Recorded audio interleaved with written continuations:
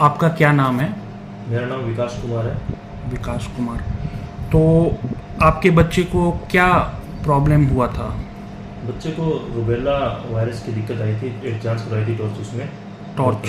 Doctor ने लिख के दिया था। ठीक है, तो आपने टॉर्च जांच कराई तो बच्चे को उसमें रूबेला वायरस जी निकला। जी। तो उसके बाद डॉक्टर ने आपको क्या बोला? डॉक्टर ने हमें बताया कि इसके कुछ इफेक्ट हो सकते हैं, जिस प्रकार से कि लीवर कमज़ोर हो सकता है बच्चे का, कान में सुनाई नहीं दे सकता और आंखों पर भी इसका इफेक्ट आ सकता है।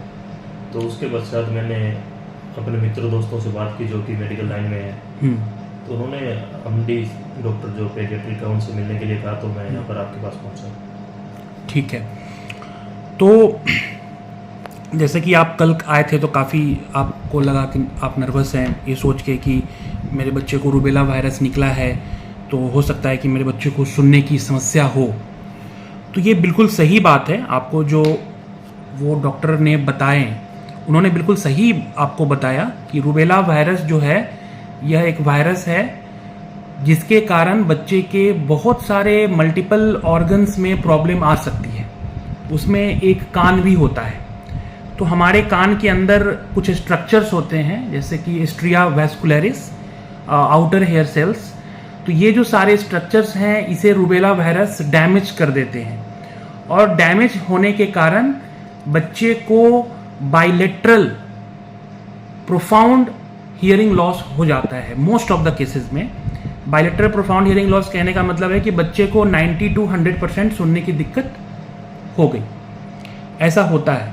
तो रिसर्च में पाया गया है, स्टडी के अनुसार ये देखा गया है कि 60% बच्चे जिन्हें रूबेला होता है जी। उनको सुनने की समस्या हो जाती है। मतलब 100 बच्चों में 100 बच्चों को अगर रूबेला हुआ है तो उसमें 60 बच्चे को दोनों कानों में 90 से 100% सुनने की समस्या हो जाती है जी। लेकिन आपके लिए एक फॉर्चुनेट बात है, एक अच्छी बात है कि आपका बच्चा वो 60% में नहीं है, आपका बच्चा वो 40% में है। ठीक है।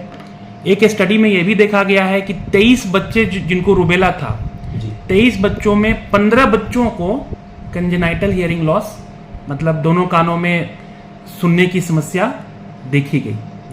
23 में 15 एक बहुत बड़ा नंबर होता है। ये अलग अलग रिसर्च में अलग अलग देखा गया है। हो सकता है आने वाले समय में हम भी रिसर्च करें यहाँ पे, अगर हमारे पास केसेस अगर आते हैं रूबेला के तो बहुत ही अच्छी बात है। तो सबसे पहले तो कि अगर आपके बच्चे को, इस वीडियो के माध्यम से मैं ये समझाना चाहता हूँ कि अगर आपके बच्चे को टॉर्च जो आपने टेस्ट कराया उसमें बहुत सारे वायरस की टेस्ट होती है, तो उसमें अगर रूबेला अगर आता है तो सबसे पहले आपको घबराना नहीं है, नर्वस नहीं होना है। आपको ऑडियोलॉजिस्ट वैसे प्रोफेशनल्स होते हैं जो सुनने की समस्याओं की टेस्ट करके पता लगाते हैं कि कान के किस भाग में सुनने की समस्या हुई है, और उसके बाद उसकी इलाज भी करते हैं। तो diagnosis as well as treatment वो दोनों करते हैं।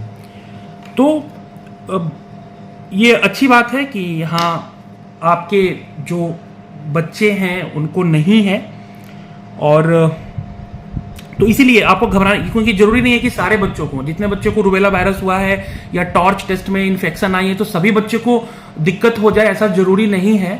लेकिन टेस्ट करवाना बहुत जरूरी है, क्योंकि परसेंटेज बहुत ज़्यादा है, परसेंटेज बहुत हाई है, 60%, जो कि एक बहुत ही हाई नंबर है। मतलब हर 10 में रूबेला वाले बच्चों में 6 बच्चों में होती है समस्या। ठीक है, मैं इस वीडियो के माध्यम से यही बताना चाह रहा था कि रूबेला वायरस अगर निकलता है तो आप जरूर करवाएं टेस्ट में। हियरिंग इवैल्यूएशंस में आप auditory brainstem response, transient evoked otoacoustic emissions test करवाने चाहिए। ठीक है, thank you for your time.